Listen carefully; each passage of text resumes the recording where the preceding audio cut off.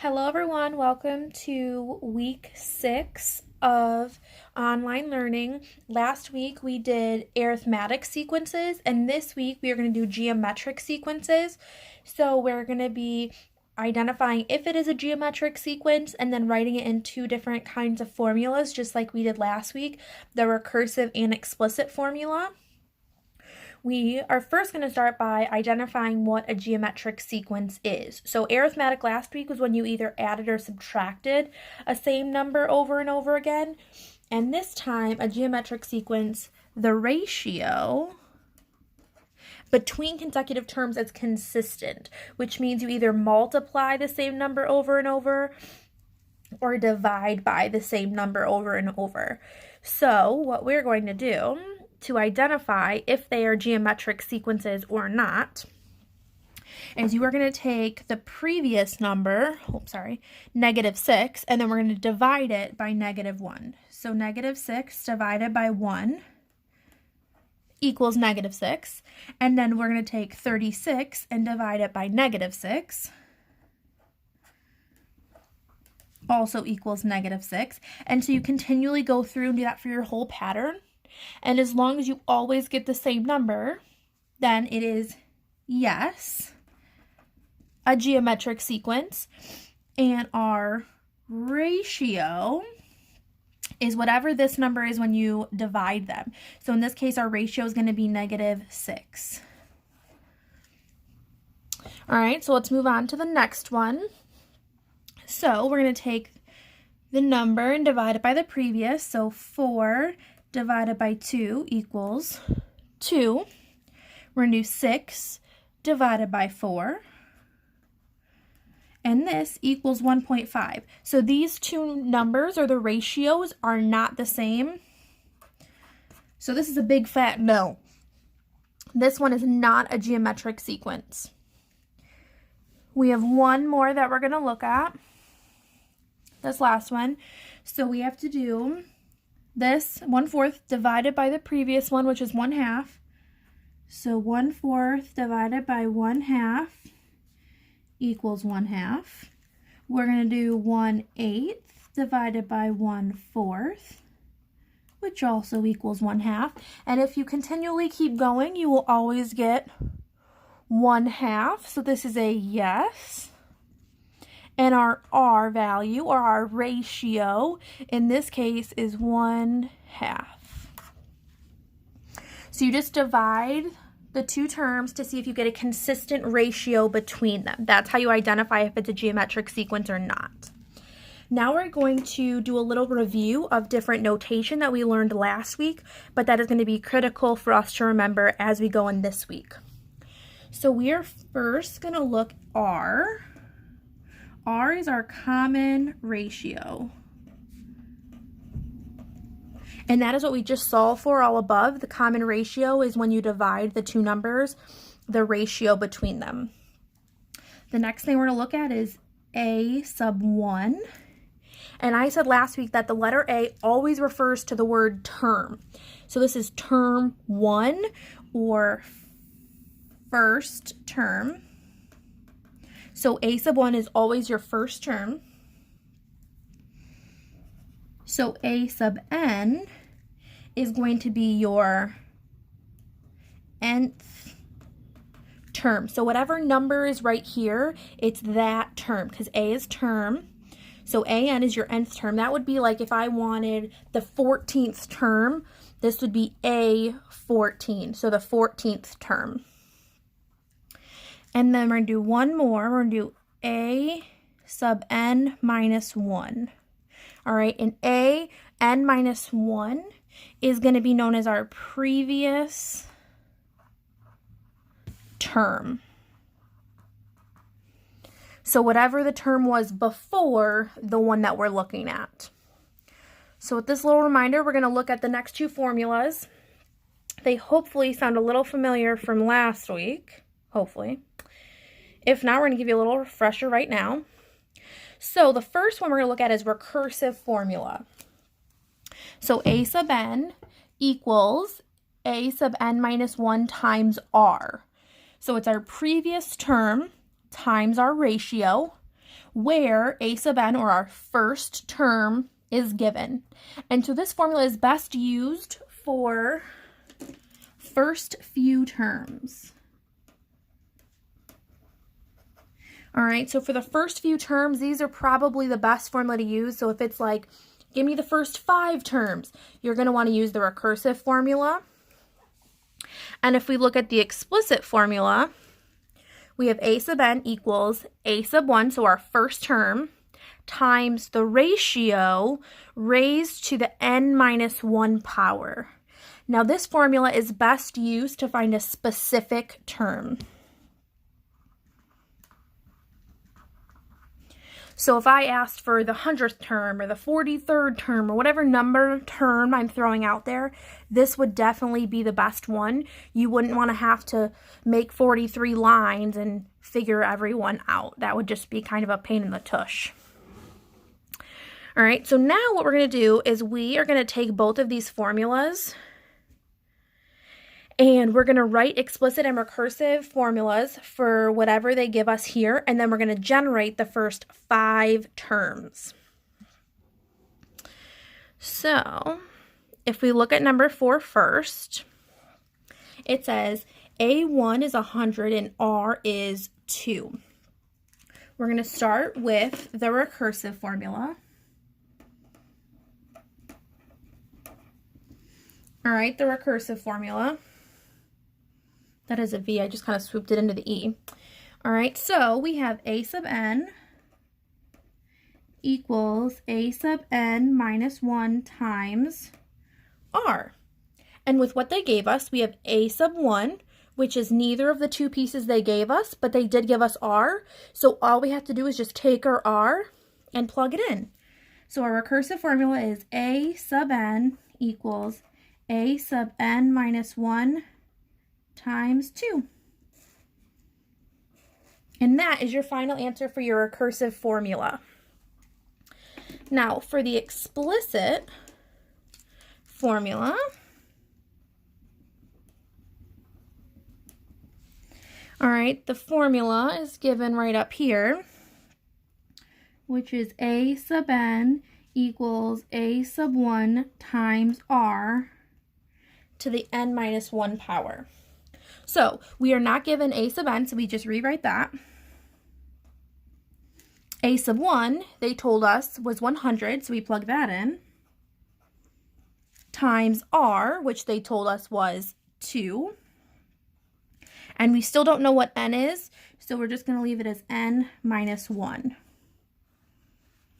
And that right there is your explicit formula. So we've written the recursive formula and the explicit formula. Now we have to generate the first 5 terms. So whenever we do this, I always draw like 5 lines. So that way I know how many I have to go and I don't get kind of lost with what I'm doing. So it tells us that our first term right away is 100. So we're going to write that on our first line. And now it tells us that our ratio is 2. So if we take 100 times 2, you get 200. 200 times 2, we get 400. 400 times 2, we get 600. And 600 times 2, wow, definitely not 600. Wow, all right, it's 8. I'm struggling with regular basic math today. But 400 times 2 is 800. Yikes. And then 800 times 2 is 1600. Well, we always have fun. All right, so that's kind of what we're looking at. We're going to do another one. So let's look at number 5. We're first going to start with the recursive formula. And so the formula is a sub n equals a sub n minus 1 times R. Now, we don't know a sub n or a sub n minus 1, but we sure do know R, which is 1/5. So we're going to plug that in. So a sub n equals a sub n minus 1 times 1/5. And that right there is your recursive formula. Now we're going to do our explicit formula.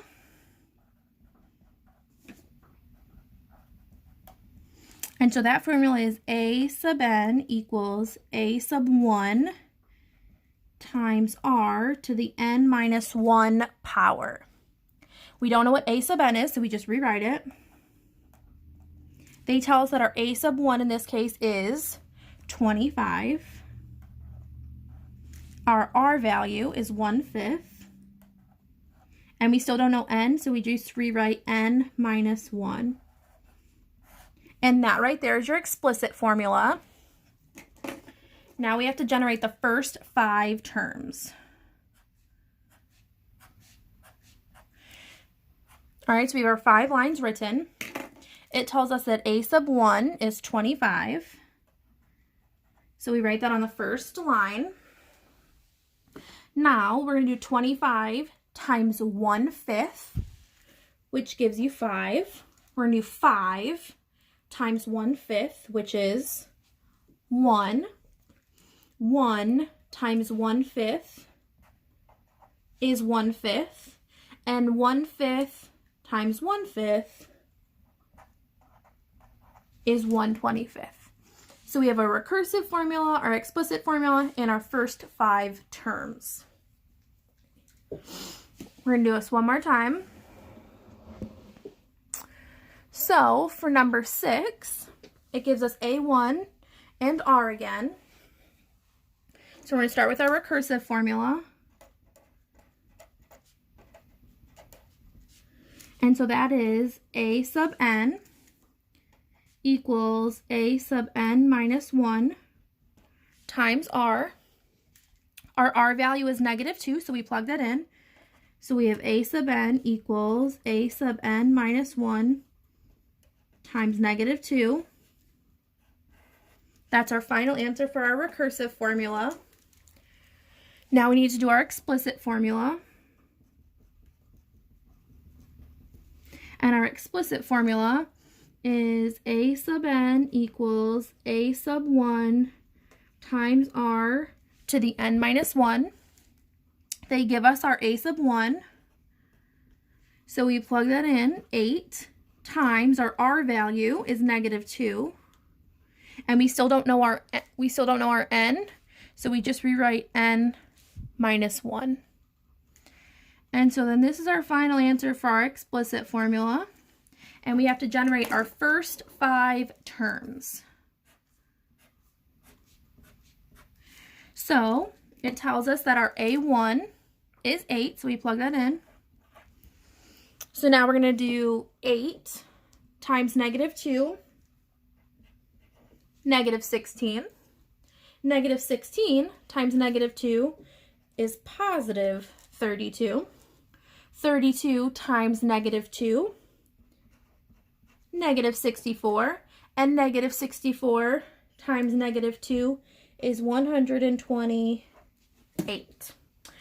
So we have our recursive, our explicit, and our first 5 terms. This next one looks slightly different.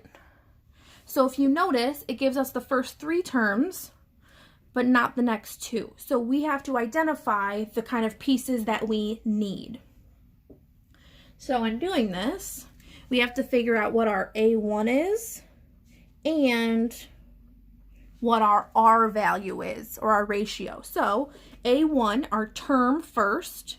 In this case, our first term is 3, so our A1 equals 3. And our ratio you find by dividing the 2 terms. So our ratio in this case is going to be -6 divided by 3. And -6 divided by 3 equals -2. So in this case, our ratio, or our R value, is going to be -2.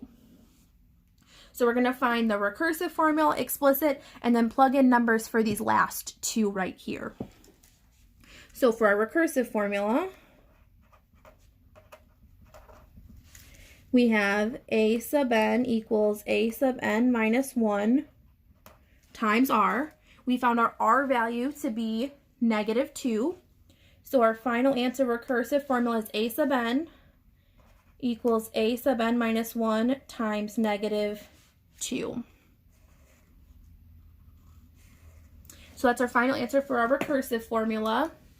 And now we're going to do our explicit formula.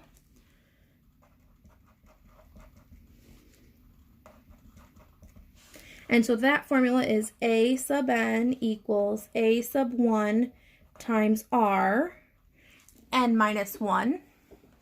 We still don't know a sub n, so we just rewrite it. Our a sub 1 we found was 3. Our r value we found to be negative 2. And we still don't know our n, so we just write n minus 1. So that is our explicit. Now we have to go back and fill in those previous or last two terms of the sequence. So we know our r value is negative 2. So what we're going to do is we're just going to do 12 times negative 2, negative 24, and negative 24 times negative 2 is positive 48. So if you have any questions, please let me know. But right now for day 1, you're just identifying your A1 and your R and plugging those into the two formulas and generating some terms. If you have any questions, please reach out. But I hope you have a wonderful day.